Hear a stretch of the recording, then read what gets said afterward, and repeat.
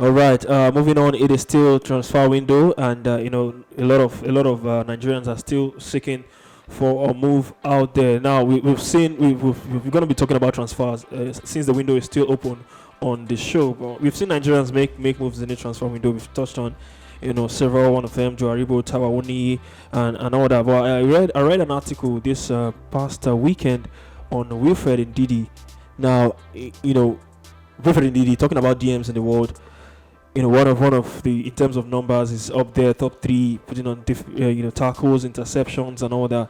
And he's one player quite a number of us expect to have made that big move, in recent transfer windows. But Wilfred Ndidi is still at Leicester City. I think his contract ends in 2024. Yeah, 2024, and this is 2022. And there were reports that he's studying business as well in Leicester. I don't know if he's. I saw that in 2019. So 2019 till now, that's about 3 years. Yeah. I don't know if he's rounded up with the study and all that. But I don't know. Wilfred Ndidi, what's keeping him at Leicester? Do you think he's just trying to be loyal with the club, or there's just this thing about no clubs coming for him and all that? What's the situation around Wilfred Ndidi? What do you make of the whole situation, Wilfred Ndidi and all that? We've seen DMs making moves. Bissouma better than Ndidi? It's debatable. Bissouma went to Spurs. I mean, there are other DMs that as well. Clubs are looking at. But why not Wilfred Ndidi? He's up there amongst the best. But why is he not making that move? Well, I really don't know. I think that one of the things, and I was having this conversation with Charles Anazodo yesterday. The Nigerian players are not as marketable as we think. That's one thing that I've come to realize. They go to Europe and just get these regular average Joe as their agents.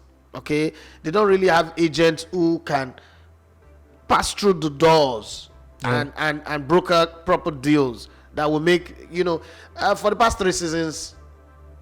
I think Wilfred Ndidi already have the chance to move to another club. Yeah. But then again, we could hang it on the wardrobe of saying maybe because he's going to school, he doesn't want to disrupt his academics and all that. That could just be the reason. Most times when a player's wife, in history, when a player's wife is his manager, the career doesn't really go well. Icardi, Pato, we could name a whole lot of them. When your wife is your manager, I'm sorry to say, but I can't remember any player that their wife is their manager and the career really go well. If it is your husband, your father, or your mother, so that goes well. But if your wife is your manager, the question I always ask is, when you have a wife as a manager, see, this is no disrespect to women, but I'm going to put it out there. His wife is his manager. My question is, how many other sportsmen has she managed before? What is the pedigree? You're using a career as big as Ndidi as your learning curve. It doesn't. So wife the manager. Yeah. Yes. So you have to find the balance. Icardi's wife was the manager. You know how that went. Pato's babe, Berlusconi's daughter, was the manager. You know how that went. Now he's in the MLS playing for Orlando, whatever. You can push the conversation as far as you want to push it. I'm not shitting or raining on women's parade on this, but hey, if the evidence on ground says what I'm saying is a fact, then I stick with the evidence that is available. So it's going to be hard. I just hope that Wilfred Ndidi doesn't end up looking back and say, oh, I wish I had done one thing better or done that thing better. But then again, he's a Nigerian player. It's hard for Nigerian players to regret their career. I mean, if Okocha is still seen as the greatest thing that happened to Nigerian midfield or Nigerian football, come on, why would anybody blame? Let's be very honest here. Leicester are in a higher position than Bolton Wanderers Okocha played for. So he could still look back and say the average Nigerian footballer believe that his career is tied to the number of houses and cars that they are able to buy and build. So we that are sitting here talking, he would look back and say, these people don't have what I have, so why are they even having an opinion about my career? That's basically what the average Nigerian footballer thinks. So they don't seize the moment. A Nigerian male footballer don't think like, oh, I need to play for Barcelona, I need to play for Real Madrid. They don't have that ambition. Rafinha turned down Chelsea and Arsenal, waiting for a broke Barcelona, because the man have an agenda. One, he's coming from a country where, see, this is the thing that I keep saying, and people say, oh, I am being rude or I hate the class of '94. You see, the golden generation of Nigerian football were shit. Hello guys, I'm Dr. Jamal. I'm from Ethiopia. You're watching Legbete TV radio. Please subscribe. Hello, my name is Dr. Nigam. I am from Pakistan and you are watching LBT TV radio. Please subscribe. Hi, my name is Abdullah Wali. I'm from Pakistan, the number one country in the world in cricket. You're watching Legbete Sports TV radio. Please subscribe. Say what? Say people should stone me and hate me. The best generation of Nigerian players were rubbish. Okay, maybe Victor Kweba, Prince of Monaco, played for Monaco. Sonny Lisset went to Juventus and Dortmund. Where did the rest play? Nothing to write him about. The greatest striker ever played for this country played for Vitória Setúbal. His name is Rashidi Akini. When you come from Brazil, you, apart from having Pelé with 3 World Cup medal to his name, 4 World Cup appearance, 3 gold, and you have all these Ballon d'Or winners, whether it's Romario World Cup winner, Ronaldo da Lima, Rivaldo, Ronaldinho, Kaká. You have all these legends in front of you. Yeah. You want to either equal them or surpass them. It doesn't take anything to equal Nigerian players. Yeah, I'll start with both generations of players. Okay, I start with equal. Like I find the balance of sitting with different generation of players. And one of the things that I noticed quickly is that the younger generation don't even give a hoot about the older generation. Yeah. And the older generation also don't like this younger generation. You don't see all those kind of mix between Pele and Neymar, Ronaldinho or Romario and Ronaldo, those kind of love that you see. You don't see it among these people. When's the last time you see maybe a class of 94 group of players trying to like really relate with the younger generation? No, you don't see that. So these guys don't see the need to say, I want to prove a point. I want to beat Olise standard. I want to beat Okocha standard. I want to beat Yakini standard. I want to beat this person standard. They don't even see, because to them, they are even the standard. They are the gold standard. Why should they raise the bar? Until we get to the point where players realize that, listen, there are people ahead of us who were so good and we can't drop the ball. We won't get there.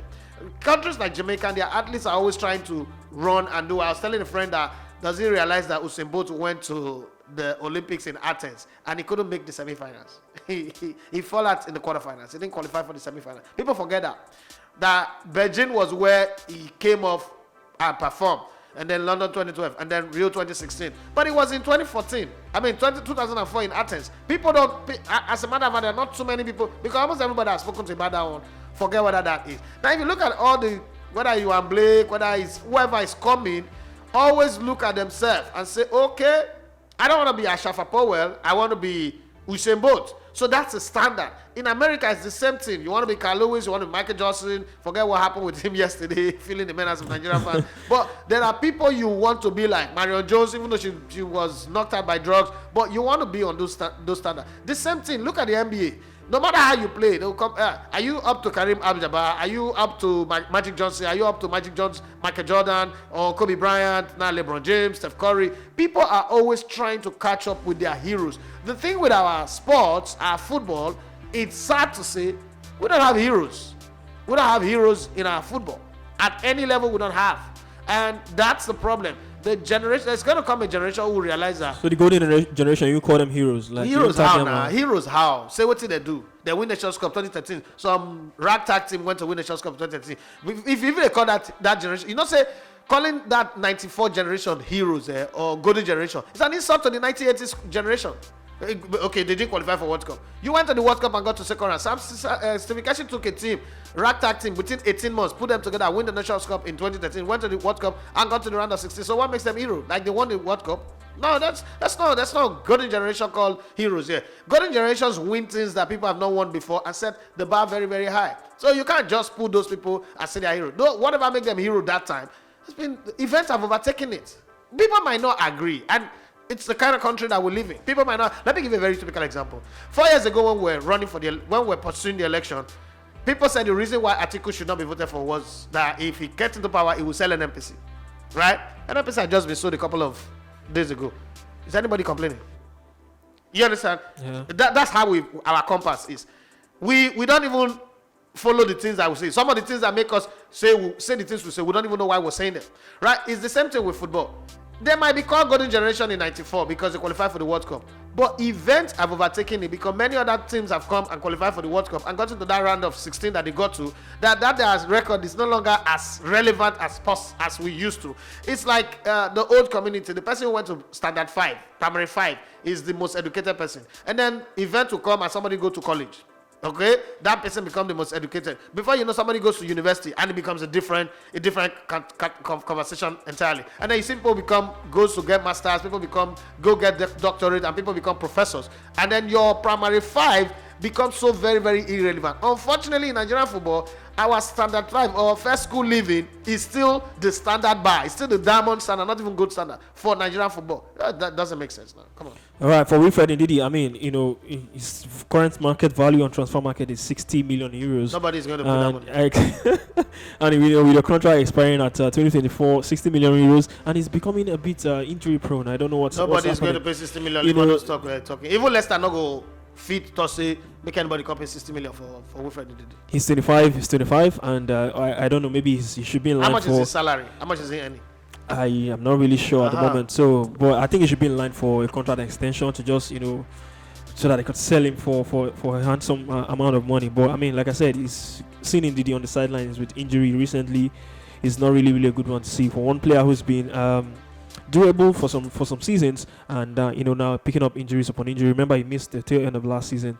He didn't end the season with Leicester City. He came back for preseason, got injured again. Then he came back in their last preseason game. So yeah, Wilfred Ndidi back with the team, and hopefully he gets to kick on and fire on this season. You are listening to Elegbete TV Radio.